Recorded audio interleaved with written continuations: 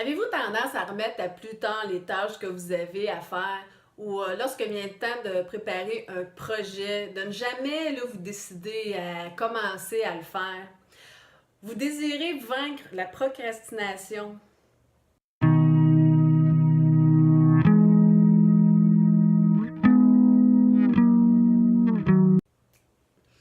Bonjour, ici Marie-Christine Savard, coach de vie, éducatrice spécialisée, auteure et créatrice des ateliers Ouvrir les portes du bonheur. Bienvenue et merci d'être là pour cette nouvelle capsule vidéo sur le développement personnel et la gestion des émotions.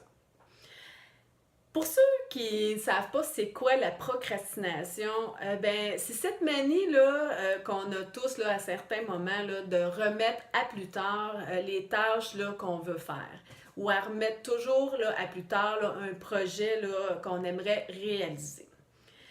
Quand on le fait à l'occasion, ce qui est tout à fait normal là, et humain, ça ne pose pas vraiment de problème.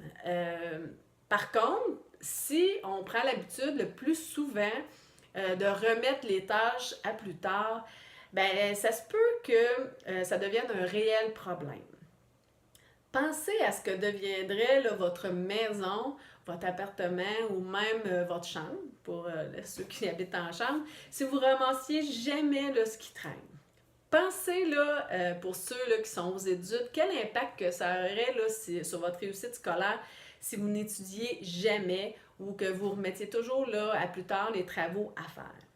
Eh bien, ça se peut fort bien là, que vous soyez mal préparé pour vos examens et que vous ne soyez pas à temps pour remettre vos travaux et vous risquez évidemment là, de vivre des échecs.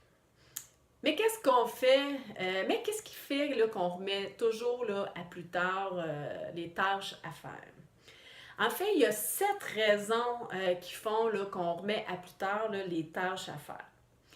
Premièrement, ce que j'entends souvent, là, et moi-même, là, il m'arrive là, de me sentir ainsi, c'est que la personne là, va se sentir envahie par tout ce qu'il y a à faire. Les tâches sont perçues comme énormes, insurmontables. Ce qui arrive souvent, c'est que c'est que plus la personne remet plus tard, plus la liste s'allonge. Plus la liste s'allonge, plus ça devient insurmontable et moins la personne a le goût de se mettre en action là, pour effectuer les tâches. Deuxième raison, j'entends souvent là, des gens me dire, souvent dans le cadre des études par exemple, qui sont plus productifs là, quand la date là, limite approche. Par exemple, ils vont étudier ou commencer un travail là, la veille d'un examen ou avant la date limite là, de la remise du travail.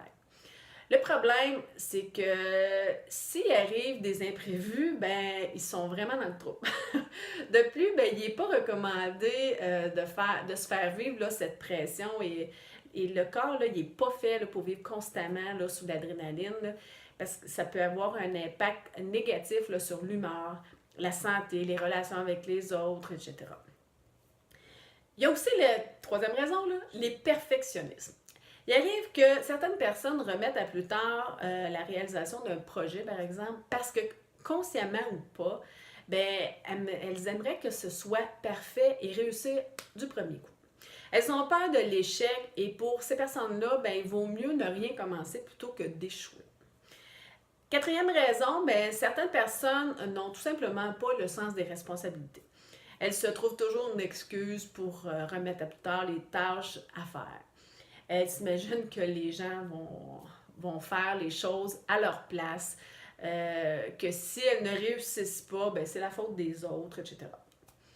Cinquième raison, il y a d'autres personnes là, qui remettent à plus tard tout simplement là, par paresse. Parce qu'effectuer les tâches demande des efforts et certaines personnes ne sont pas en mesure, n'ont tout simplement pas envie de fournir les efforts nécessaires là, pour effectuer des tâches là, parfois désagréables. Sixième raison, aussi surprenant que ça puisse paraître, certaines personnes remettent constamment un projet à plus tard par peur de réussir. Et oui, parce que la réussite vient avec des responsabilités. Pour ces personnes-là, ça peut paraître comme énorme. D'autant plus qu'avec plus de responsabilités vient aussi plus de travail. Finalement, il y a les gens qui veulent réussir du premier coup. Ils s'imaginent là, qu'ils peuvent réussir là, un projet là, plus ou moins grand là, sans effort. Maintenant, comment vaincre la procrastination? Je vais vous donner 10 trucs pour arrêter de constamment remettre à plus tard les tâches ou les tâches à faire ou un projet là, que vous désirez réaliser. Premièrement, faites-vous une liste des tâches que vous désirez faire et écrivez-la sur une feuille. Si c'est un projet, faites la même chose. Prenez des informations, écrivez-les dans un cahier. Deuxième truc, ensuite, là, mettez de l'ordre, mettez les tâches en ordre de priorité, là, les plus urgentes à faire. Pour vous aider, vous pouvez vous demander si je ne fais pas telle ou telle tâche, qu'est-ce qui va se passer? Est-ce que ça aura un impact majeur sur mon bien-être, ma sécurité ou la sécurité de quelqu'un d'autre? Est-ce que ça aura un impact sur mes finances? J'entends là, par exemple, là, si vous ne payez pas vos comptes. Troisième truc, demandez-vous si vous vivrez des regrets là, si vous ne réalisez pas ou du moins vous n'essayez pas là, de réaliser là, votre projet ou votre rêve. Quatrième truc, un bon moyen là, de s'engager, c'est de s'engager là, des gens là, pour effectuer les tâches là, que vous n'aimez pas faire.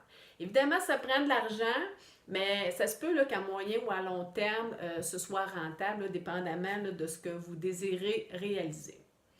Cinquième truc, bloquez des plages horaires dans votre agenda. Inscrivez par exemple que de telle heure à telle heure, vous effectuez telle tâche. Puis si vous avez plus de motivation et plus d'énergie le matin, l'après-midi ou le soir, organisez-vous là, pour inscrire là, les tâches à faire à ce moment-là. Sixième truc, faites une chose à la fois. Si vous essayez de faire tout en même temps, ça se peut que vous vous découragiez et que vous abandonniez. Septième truc, récompensez-vous quand que vous avez atteint un objectif. Ça peut être un renforcement là, pour continuer là, à vous mettre en action. Huitième truc, lancez-vous. Un bon moyen là, pour vaincre la procrastination, là, c'est de commencer tout simplement. Souvenez-vous que la motivation vient avec l'action et non le contraire. Donc, plus vous allez vous mettre en action, plus vous allez être motivé à continuer. Neuvième truc, confrontez vos idées en vous posant là, des questions. Par exemple, si vous vous dites que les tâches sont trop énormes ou trop lourdes, demandez-vous là, en quoi là, elles sont si énormes, si lourdes. Si vous vous dites que vous ne serez jamais capable d'y arriver, demandez-vous là, qu'est-ce qui vous fait dire là, que vous ne serez jamais capable d'y arriver. Dixième truc, il reste que le meilleur moyen et le plus efficace là, pour arrêter de remettre à plus tard, c'est de se fixer des petits objectifs réalistes et réalisables. Pensez toujours à faire des petits pas par petits pas, un petit pas à chaque jour pour atteindre votre objectif. Ainsi, la tâche va vous sembler plus facilement atteignable. Puis en plus, souvent, là, on en fait plus que prévu parce qu'on s'est encouragé là-dedans. En résumé, il y a plusieurs raisons qui expliquent pourquoi là, certaines personnes remettent constamment à plus tard les tâches ou les projets à réaliser. Comme certaines personnes n'ont pas le sens des responsabilités, ça peut être la paresse, la peur d'échouer, la peur de réussir, la perception que les tâches là, à réaliser sont trop énormes, le besoin d'adrénaline.